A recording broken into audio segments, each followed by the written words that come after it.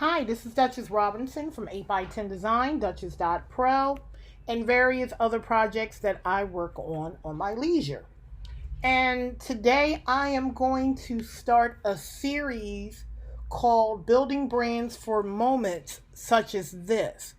And basically, it is an opening of ways to grow, develop, and market your brand and your business online.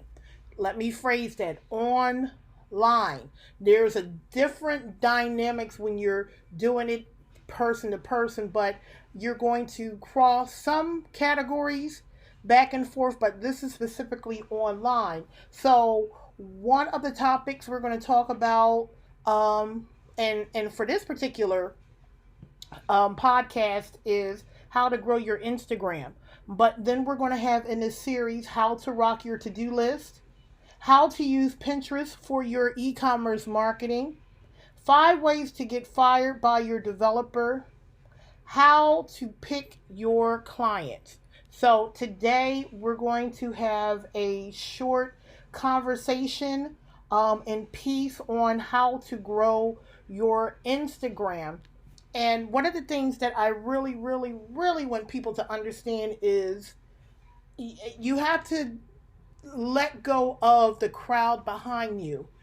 And I'm systematically going to talk about that in all of my podcasts. But what I mean by that, in particular, stop listening to other people if they're not at the level that you want to get to. Now, if there's someone that has a follower of 10,000 or more, and your base goal maybe is 5,000 and up for your brand for followership, that's one thing. But anyone who's just randomly getting things, you don't want to get confused like that, blind leading the blind, actually. So let's get into how to grow your Instagram. I'm not one of those people that'll go on and on about other things. Let's get directly into it. So one of the things that you want to do with your Instagram is make sure everything is uniform. You want your social media to be uniform. You don't want it to be ABC underscore 2, and then it'd be ABCD 2 3 somewhere else, and then it'll be ABC.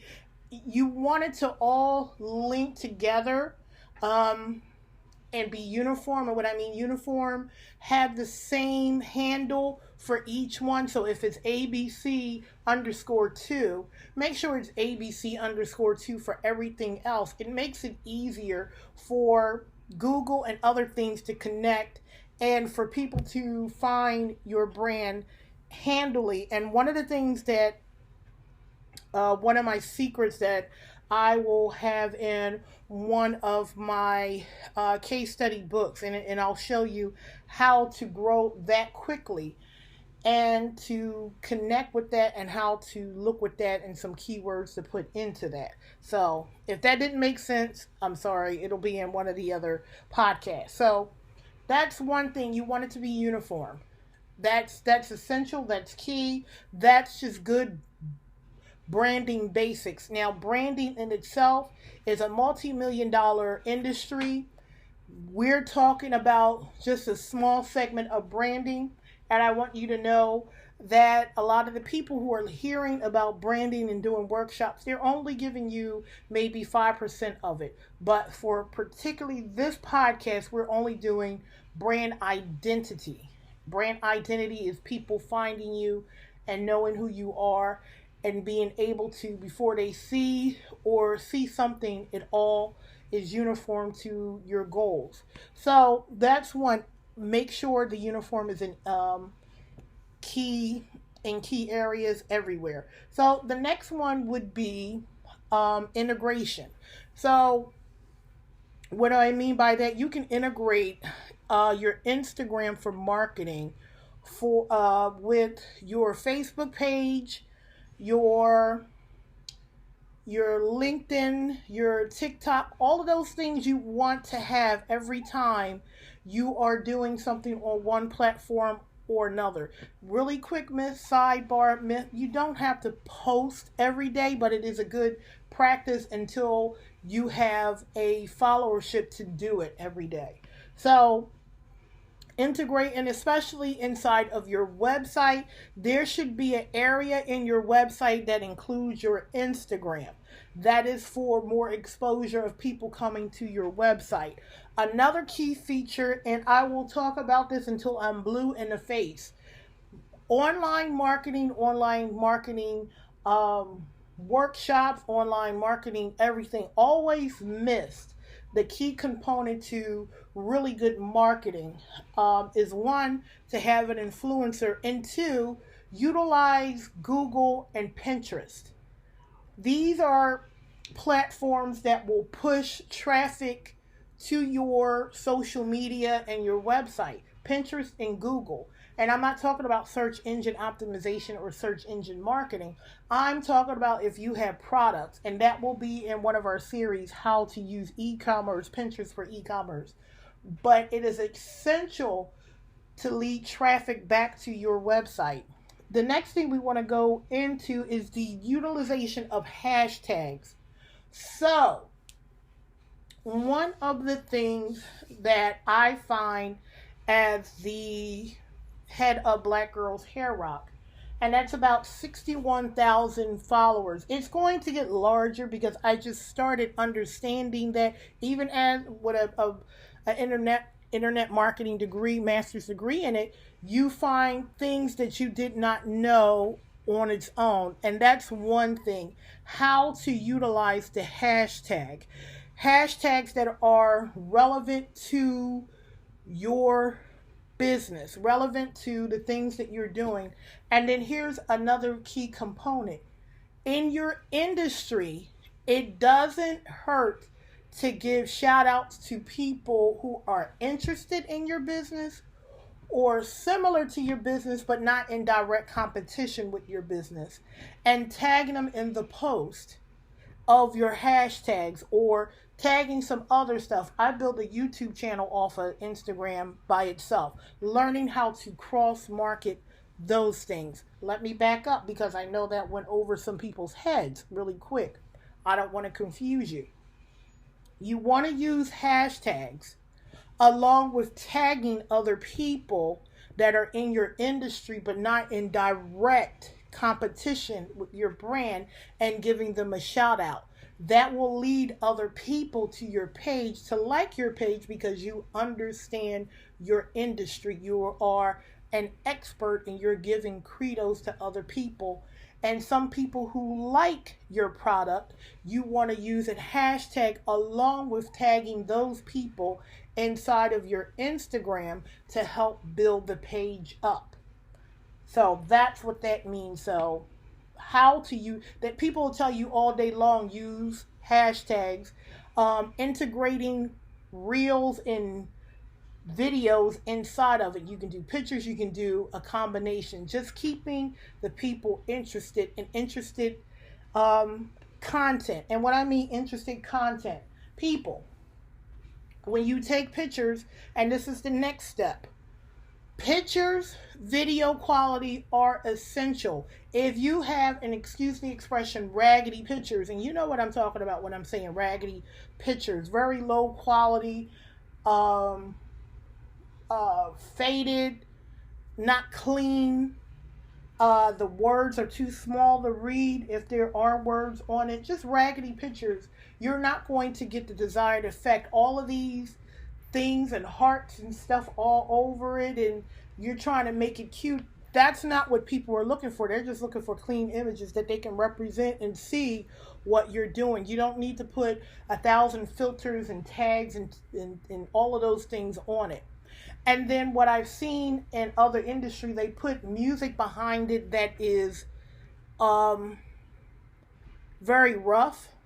So you want to avoid doing that unless that's the type of clientele you want to attract. So those are some things to grow your Instagram, as well as, it's profitable to use and there's many plugins, there's many sites that will integrate if you're selling a product where someone can click on the images of your Instagram to go directly to the sales page, which is your website. And people get those things really mixed up, the purpose of a website. Oh, I just have a website just to show people. No, it is supposed to work for you and it's supposed to monetize for you, using it very well. So the next thing we're going to talk about is being consistent what you're doing. Make sure your images are consistent. You don't want raggedy pictures and good pictures at the same time. Be precise. It doesn't make sense to just post to be posting. Volume over quality. You want quality over volume, because the more and more you're doing is better. And then here's a key essential thing. Do a 80-20 method. 80% of your brand and 20% of something else, to attract people who may not know it's there and say, oh, well, this is a nice site. You want that.